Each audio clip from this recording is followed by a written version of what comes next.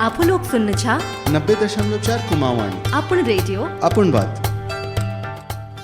तो हम चलुल कार्यक्रम एक तरफ अखिल के जिसके कि मैं अपन श्रोताओं थे कहना छूँ कि पल्लवी नैन जो कि समग्र शिक्षा तहत जेंडर एक्सपर्ट थे और स्टेट प्रोजेक्ट ऑफिसर ले छे SPO कही जाऊँ उत्तराखंड सरकार, तो उन्होंने बातचीत करूल और अपन श्रोताओं तक उनर मन एक बातचीत के पहुँचूल कि आज राष्ट्रीय बालिका दिवसक उपलक्ष्य में वो हमारे दगड़ अपन बातों के कसके साझा करना चाहने, तो उन्होंने दगड़ बातचीत करना और फोन लाइन में उनको जोड़ने की कोशिश करना। दगड़ियों आप लोग सुनना छा कुमाऊं वाणी 90.4 मेगाहर्ट्ज में अपन रेडियो अपन बात। हेलो हेलो मैम, नमस्कार। नमस्कार।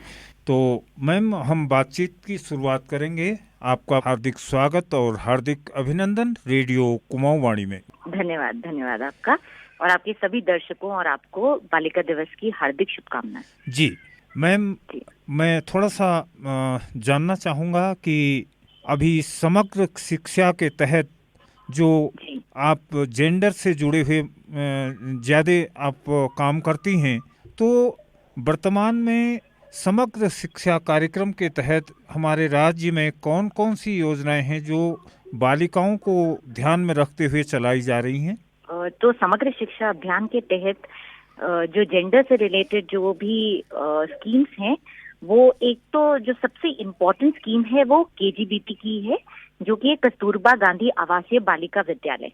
अच्छा जी।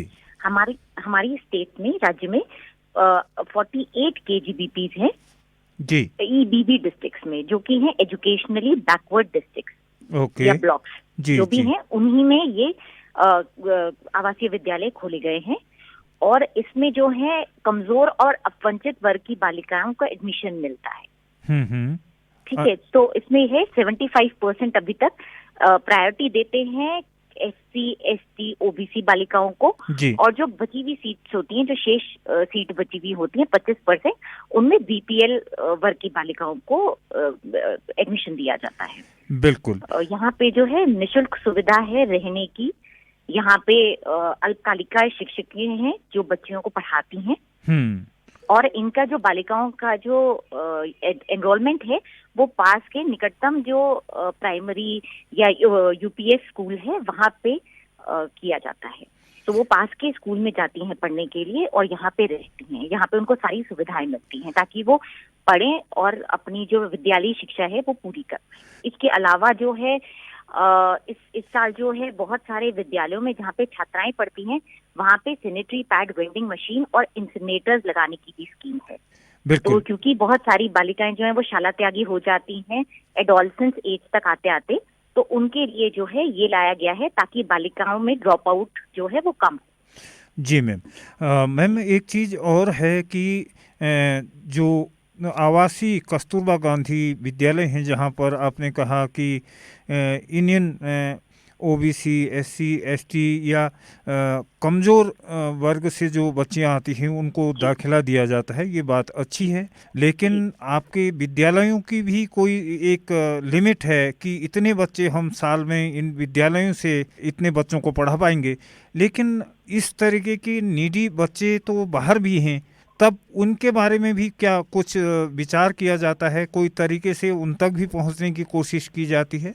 आप कह रहे हैं इन वर्गों से बाहर की जो बालिकाएं हैं उनके लिए बोल रहे हैं? जी, देखिए, सबसे पहले तो क्योंकि शिक्षा विभाग जो है, हमारा विभाग सबसे कमजोर जो है उन वर्ग के लिए काम करता है, है ना। जैसे गांधी जी ने भी कहा है कि आप उसको देखें जो समाज का सबसे कमजोर इंसान है, और आपको ये देखना है कि जो आपकी स्कीम्स हैं वो कमजोर इंसान को ऊपर ला रही हैं कि नहीं ला रही हैं। अगर वो उन पे केंद्रित नहीं है तो वो स्कीम बेकार है ना।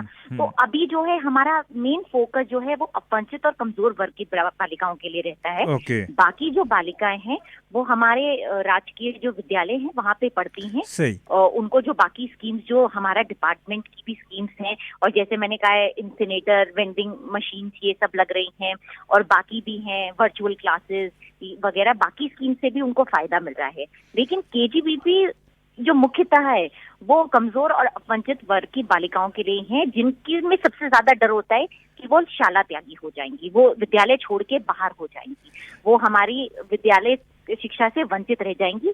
ये उन्हीं के लिए टारगेट फोकस किया हुआ है। जी बिल्कुल। तो अगर मैं जेंडर के नज़रिए से देखूं और लैंगिक लिंग के नज़रिए से देखें तो अभी बालिकाओं के संदर्भ में और अपने लंबे काम के अनुभव के आधार पर आप क्या कहना चाहेंगी अभिभावकों से या सुनने वालों से? अभिभावकों से यही बोलना चाहूंगी कि अगर हमारा समाज तभी मजबूत बनेगा जब हमारी बालिकाएं जो होंगी वो शिक्षित होंगी, वो एम्पावर्ड होंगी।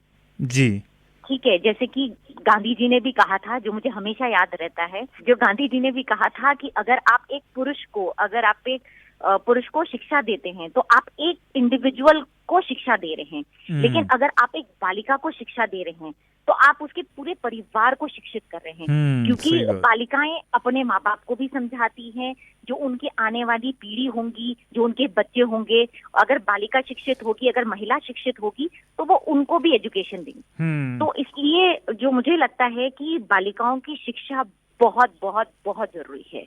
सही, बिल्कुल। अगर हम पुरुष को देते हैं तो केवल एक व्यक्ति को दे रहे हैं, अगर महिला को देते हैं तो 2 परिवारों को लाभान्वित करती है। बिल्कुल सही बात है और ये ज़रूरी है। लेकिन इतना सब कुछ होने के बावजूद और इतना सब कुछ समझने के बावजूद भी आज फिर भी बच्चियों के साथ या महिलाओं के साथ थोड़ा सा द्वैम दर्जे का व्यवहार देखने को मिलता है। तो ये चीज़ें जब भी हम क्षेत्र में जाते हैं या फील्ड में निकलते हैं या लोगों से बात करते हैं तो सब लोग यही कहते हैं हमारे घर में तो बराबरी का माहौल है, ऐसा कुछ है नहीं। लेकिन हाँ, हो सकता है कि बाहर होता होगा। लेकिन दूसरी तरफ हम आज ये भी देख रहे हैं कि बच्चियां हमारे साथ हर काम में बराबरी में दिखती हैं। क्या ये बराबरी में दिख जाना ही बराबरी का एक कारण है या इसके पीछे और भी कुछ करने की ज़रूरत है? नहीं, बिल्कुल दिख जाना पैरामीटर नहीं है। जो भी महिलाएं इस टाइम को आपको दिखाई दे रही हैं, उनके पीछे उनका बहुत ज्यादा लगन है आगे बढ़ने की, उनके परिवार का सपोर्ट है। लेकिन ये दिख जाना ही काफी नहीं है, क्योंकि कुछ महिलाओं के आगे आने से, एम्पावर्ड होने से समाज नहीं बदलेगा। हमें सब, जो भी महिला है उसको, मैं ये नहीं कहती कि हर महिला को किसी नौकरी में होना चाहिए दिखने के लिए या एम्पावर्ड होने के लिए, नहीं। वो जो घर के भी जो डिसीजंस होते हैं उनमें उनका कितना से है, कितना वो बोल सकती हैं, कितना उनका डिसीजन मान्य है, जो निर्णय लेती हैं वो पूरे परिवार में लागू होता है, वो भी एक एम्पावरमेंट का एक इंडिकेटर है। तो जो है वो जब तक नहीं आएगा कि उनका इक्वल बराबरी का दर्जा होगा एक परिवार में, वो तब तक सही मायने में विमेन एम्पावरमेंट नहीं होगा। सही, आपने कहा कि वो बाहर आई हैं तो ठीक है, वो अपनी काबिलियत से बाहर आई हैं। केवल बाहर आ जाना ही एक आज़ादी या स्वतंत्रता या उनके सम्मान की बात उससे ही नहीं झलकती, बल्कि उनके निर्णयों में भागीदारी और उनको उनके सोच के या उनकी इच्छा के अनुसार वो स्वतंत्रता के मौके देना, वो अभी बाकी हैं।